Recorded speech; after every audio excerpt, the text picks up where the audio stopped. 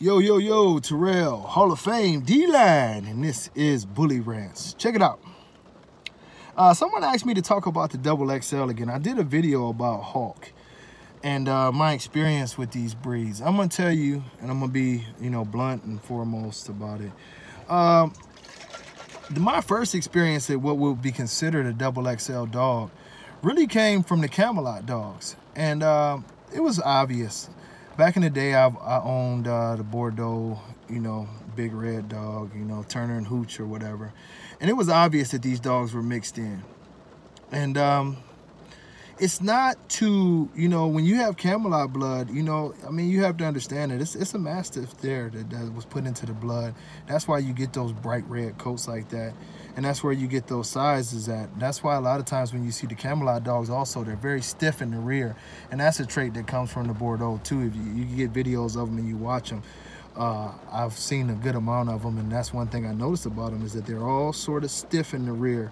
Their gait is very, very long. It's a, it's a pretty powerful gait, but it's not the kind of athletic, springy gait that you would expect from, say, a pit bull or what a bully is supposed to be.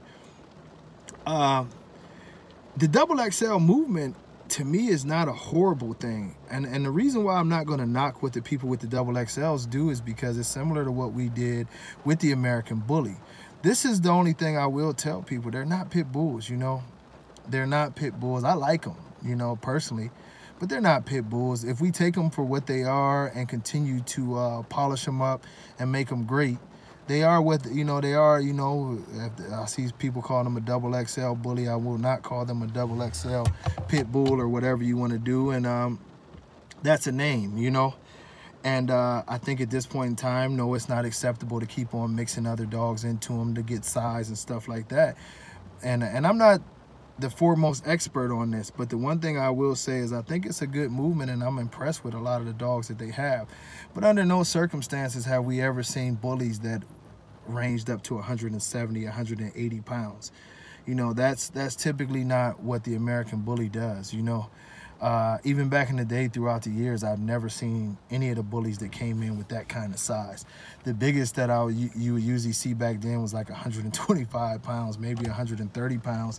Like I say, outside of the Camelot dogs, and from my experience and some inside knowledge, like I said, I know what those dogs were. There was some mixing that went on there. But this is the thing. When we start talking about mixing of dogs, the American Bully has dogs mixed into it. Not intentionally as far as the standard was meant to be, but throughout the years, you've had a million breeders who did a million different things. There's been a ton of paperwork hung, so we know the American Bully has up to 8 or 9 different breeds in it. I'm just being honest.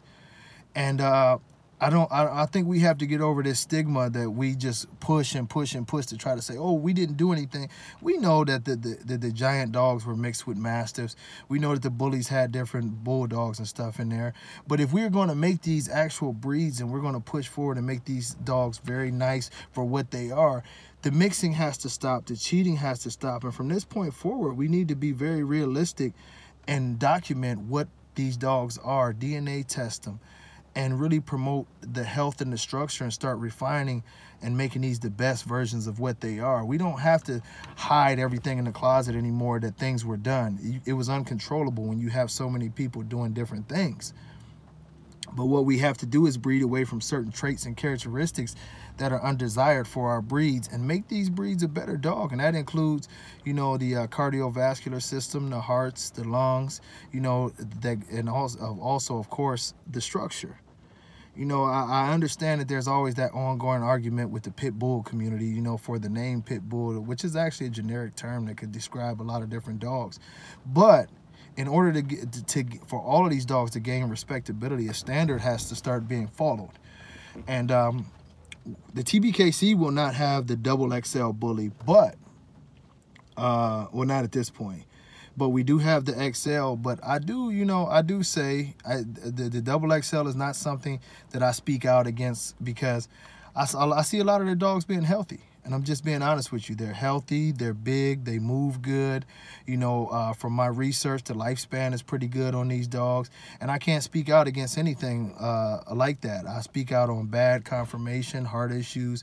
The reason why I speak out on the Merle gene is because the Merle gene is something that's very, very unhealthy and can be very detrimental to any of these breeds, especially without knowledgeable people breeding these dogs. We have to use knowledge and turn into scientists with this thing. I know we like to use the term hobby breeder, but when you're talking about lives, and animals' lives do matter, when you're talking about lives, you cannot just consider yourself a hobby breeder. It takes on a responsibility, not only a responsibility, you know, to your own program, but a responsibility to the animals and the people who are going to be getting the animals that you send out. So you have to follow the guidelines and don't be afraid to snatch out some ovaries and cut off some balls when the experiment is not going right, you know. But to all the XXL people, man, much love to y'all, and I hope that it really works out for y'all, and that community continues to flourish and be big time. You know, I know the Hawk was a big time thing, and the one thing I say is just don't get caught up in that fucking money thing so much that you start sacrificing your integrity and the health of your dogs, as we've seen with the American Bully. You know, the XXL community, much props to y'all. Y'all keep doing what y'all doing, man, but control y'all shit and don't let it get out of control so y'all don't have a black eye on y'all breeds, you know. Until next time, I hope I answered some of those questions, man. I got nothing but love for y'all. I'm going to be on here a lot more. Hit me up, man. I got a lot of things going on and a lot of positive things. Plan on getting out there doing some shows, and yeah, we're gonna have some fun shows with some XXLs too. But hey, much love to y'all. Bully Zoo, shout out, baby. I'll holler at y'all later. Peace.